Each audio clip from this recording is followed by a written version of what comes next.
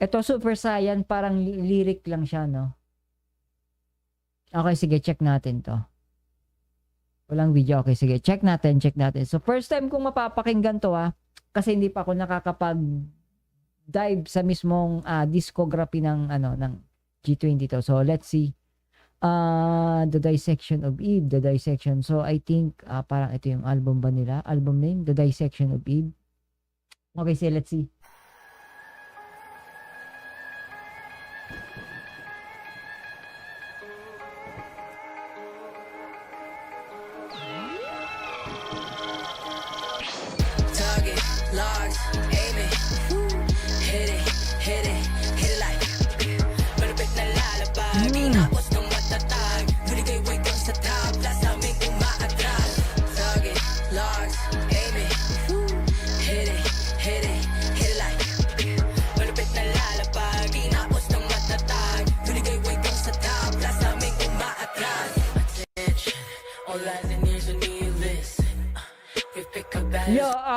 More on let's say more on hip hop na to.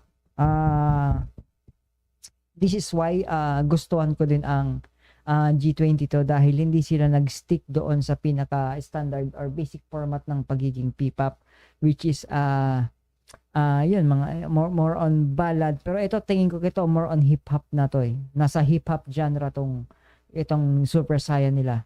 Pagdating sa beat, pagdating sa intro. And since na Super Saiyan, parang may futuristic na tunog, yung parang laser something or parang may time machine, 'di ba? Parang sikat kasi sa alam naman natin na may ganon yung Dragon Balls na parang futuristic. Maririnig mo dito yung parang yung parang isang alien type na sounding.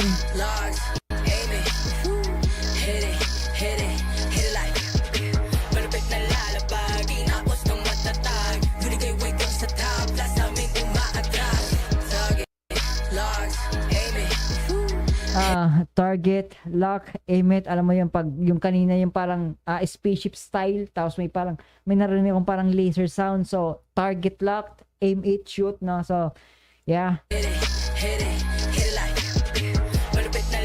hit like pew. May sound, may onomatopoeia pa, pew. Alam mo yung siyempre pag sinut mo, pew.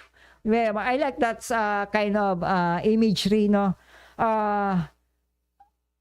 Gusto kong malaman kung sino nagsulat ng mismong lyrics nito, men.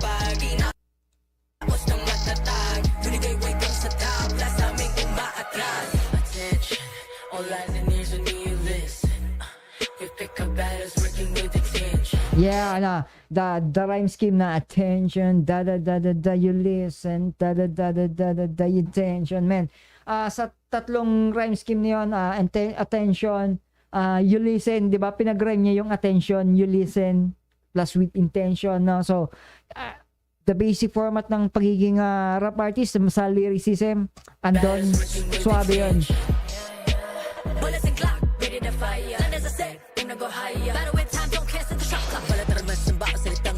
Sa habang nagmaan, mga linyang mata sa langit, pa sa lupa. God! Come on, G22. Oh my God, man! Let's go! Ito yung mga gustong kong i-review pagdating sa rap. Man, andon, the hi-hats, the flow, the rhythm, yung cadence siya, man. Oh my God, man. Pasensya na, magiging mahaba tong kasi ginawan ko na ng hindi lang to reaction video, breakdown na rin to. Pasensya na kayo kung medyo matatagalan, no? Pasensya na kung medyo matatagalan. Breakdown na to, no? So andito na rin naman tayo. I like the cadence, man. Yung flow, solid yun para sa akin. Solid.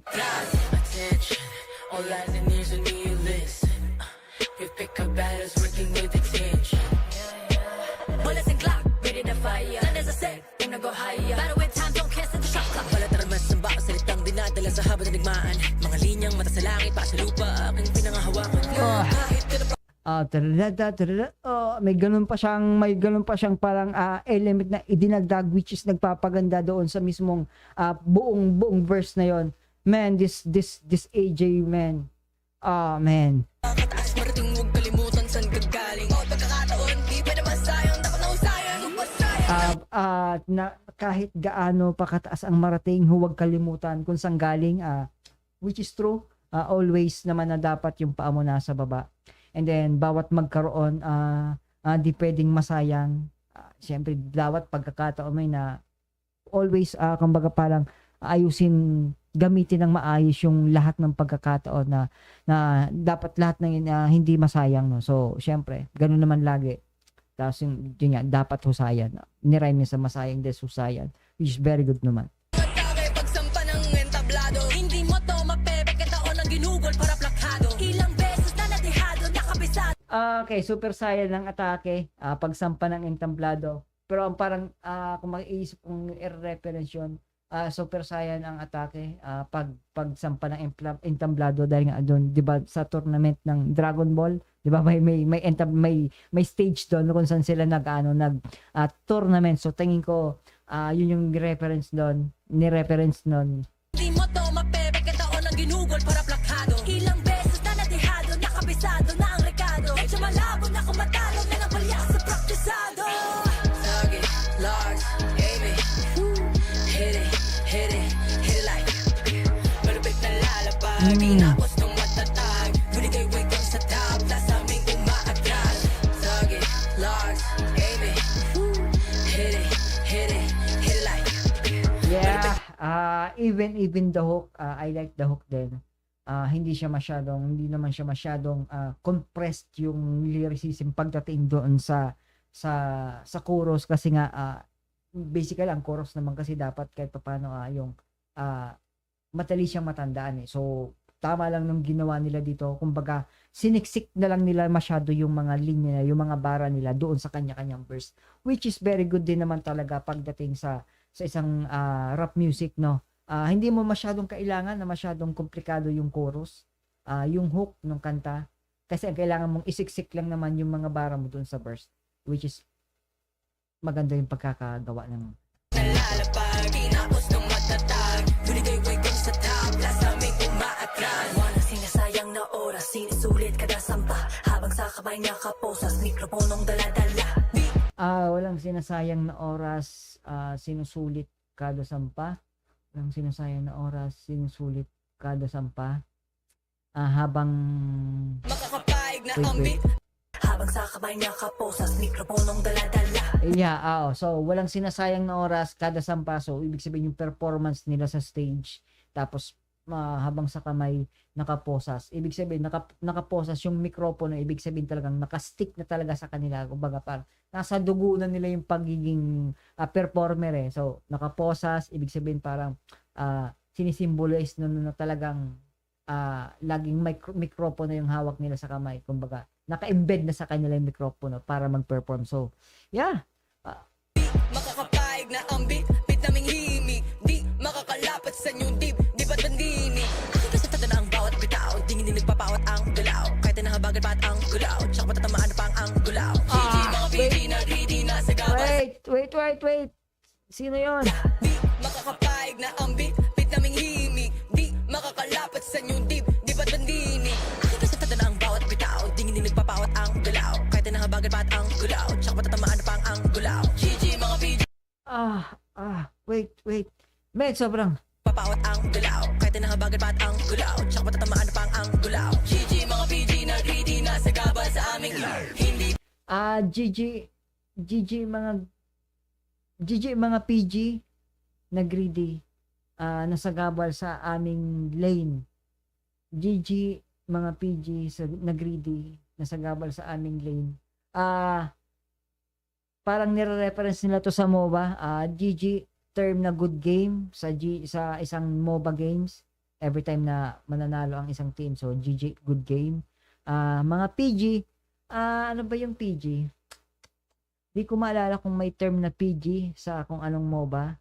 Pero yung greedy kasi, syempre pag nasa pag greedy ka, something parang lahat na lang ng farm during the game, gusto mong kunin, gusto mapa sa'yo, na sinasabi niya na sagabal sa aming lane. So basically yung sinasabi niya dito is yung good game, pag sabihin wala, talo na tayo, GG na tayo dito, ganun yan sa mga MOBA games or kahit saan. GG na tayo dito, masyadong greedy yung isang kasama natin sa lane, no? Which is posibleng yung isang miyembro na yon pumupunta sa kinukuha niya yung farm ng lane, kada lane, no, dahil gusto niya siya yung maging maunang makapag-farm. So hindi magandang katim yon. Totoo yan, hindi magandang katim basta ganyan. Patatamaan pang ang gulaw. GG mga PG na greedy na sagabal sa aming hindi pa pabigil ang gigil namin taglay at laging sayang ng atake pagsamba ng entablado. Hindi mo to mapepeke taon ng ginugol para plakado. Ilang beses na Wait. Hindi mo to mapepeke taon ang ginugol para plakado. What's the term of plakado? Hindi mo to mapepeke, which is basically taon ang ginugol. Syempre pag taon ang ginugol mo, kumbaga hindi mo pwedeng pekein yung ganong anything skills, no, di ba? I think plakado is parang hindi mo to mapepeke taon ang ginugol para plakado. Para sabihin natin perfecto, taon ang ginugol para maperfecto ko yung ganitong skills, ganitong ability, no. So yun, hindi mo to mapepeke kasi nga pag taon ang ginugol mo, hindi mo naman yun talaga totally mapepeke kasi totoo yun, taon ang ginugol mo, dugot pawis ang ginugol mo doon. Tapos syempre pag ganun yung ginawa mo, automatic yan, kahit papaano plakado yun, perfecto yung magagawa mo yun, kahit ano man yun. Ayan, yun ang sinasabi ko, yan ang lanang palya sa praktisado. Siyempre, pag praktisado ka na, talagang ano mo na yun sa ulado mo na talaga yun, di ba? So, men, yung ganitong type ng lyricism, men, sobrang ano men hindi mo siya pwedeng isa walang bahala kung ganito yung lyricism ng mga ganitong grupo, men. I don't know, pero para sa akin, itatap ko si G22 sa SB19, ito yung G22 pagdating sa P-pop. Para sa akin para sa akin. Kasi andun din yung ability ng magandang boses ng G22 performance wise, plus yung ano din yung ability nila sa pag-rap. Di ko lang alam doon pagdating sa songwriting, sa lyricism na kung sila ba yung nagsusulat ng mga kanta nila. Yun ang gusto ko pang malaman sa kanila. Pero pagdating dito sa kanta nitong Super Saiyan, man, sobrang solid to para sa akin. Hindi ito basta-bastang grupo lang ng P-pop girls. Man, hindi mo to pwedeng another group of P-pop girls. Hindi. SB19, tapos dito ko ilalagay ang G22. Diyan sa dalawa na yan, SB19, G22. That's my review dito sa kanta na to, basically dito sa ano na to. Solid to, solid.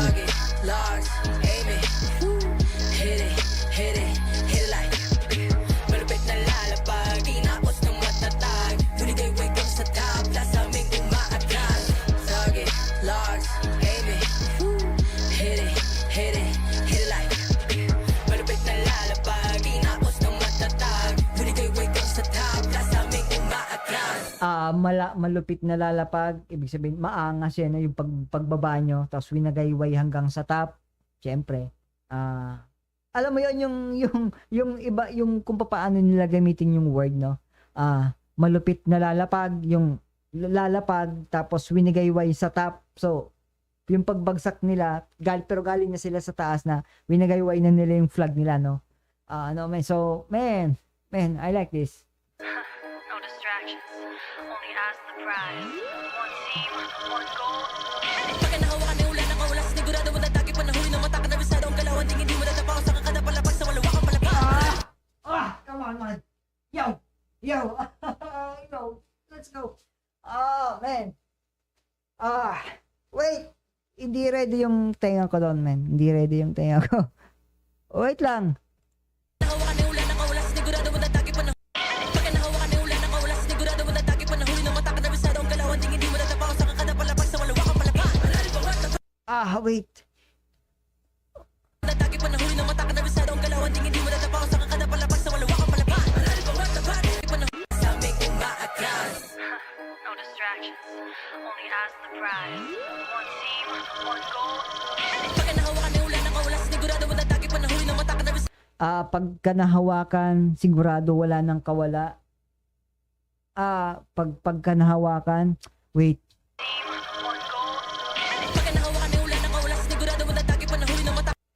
Sigurado pag nahawakan wala nang kawala, siguradong madadagit pag nahuli ng mata. So ibig sabihin pag talagang na target la ka na, nakita ka na, automatic wala ka nang kawala, men. Yun. One team, one goal. Pagka nahawakan ay wala nang kawalas, sigurado mo natagi pa na huli ng mata ka na bisado ang galawan ding hindi mo natapa sa kakada palapag sa wala wakang palapag. Kinabisado ng galawan, hindi na madadapa. Basically, pag kabisado mo na yung madadaanan mo, di ba? Kabisado mo na yung galaw, automatic, syempre, alam mo na yung gagawin kung sakali man na yung anticipated na maging mangyari.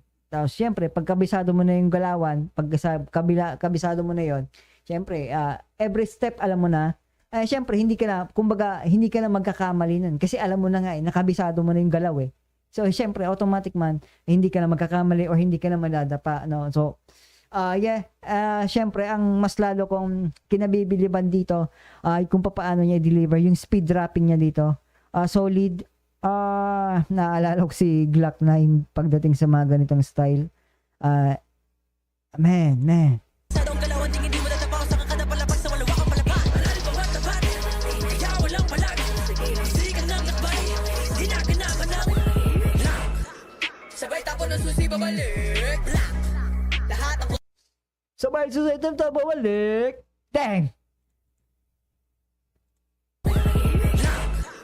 sabay tapo ng susi babalik. Black. Lahat ng kono sa amin pagpanik. Pag silip sa scope, tinakba ng matakot siya na hindi na Okay. Nung sinabi na sabay tapo ng susi, pabalik, tama ba? Sabay tapo ng susi, pabalik, tapos black, lahat ng kontra sa aming pagpanik. Alam mo yun? Yung, syempre, pag sinusi mo na yung kandado, tapos tinapon mo, wala ka na talagang ano yun, wala ka ng paraan para matanggal yun. Tapos, yung black, harangin, black, lahat ng kontra sa aming pagbabalik. Sa aming pagpanik. So basically, sa mga haters, no? Sa mga haters ng kahit sino man, kahit sa anong grupo man, men, itigil yun ang pag-hate kasi wala kayong magagawa. Kasi kung ang focus ng grupo is mag-succeed, walang makakapigil sa kanila, mga men. No? Yun lang naman ang gusto kong sabihin. Once na ang isang tao nakafocus yan kung paano niya i-improve yung sarili niya. Pag nakafocus ang isang tao na gusto niyang mabago ang kanilang buhay, kahit anong gawin nyo, walang makakatigil sa kanila. Black sa lahat ng kontra sa kanilang pagpanik, no? Yun ang sinasabi nila dito, no, na kahit sino kayo, pag kami nakafocus sa goal namin, wala kayong magagawa. No, yun lang naman yun. Tsaka wala kayong magagawa sa mga panghihate sa kanila, no. Yun ang magandang mensahe na ano ko dito sa kanta nilang to. makakawalan. Rason kung bakit palaging gagawin sa katawan, huwag ka namin lalapagan. Lagi, Lars, Amy, hit it like malapit na lalapag, inapos ng matatag, binigay waving sa top, last namin umaatras. Lagi, Lars, Amy, hit it like malapit na lalapag, inapos ng matatag, binigay waving sa top, last namin umaatras. Yeah! Let's go! Man! How I wish na sana before pa, well, bukod sa kanilang sobrang ganda, no? And knowing na isa sila sa ng SB19 din. I'm glad na nakilala ko din tong G22.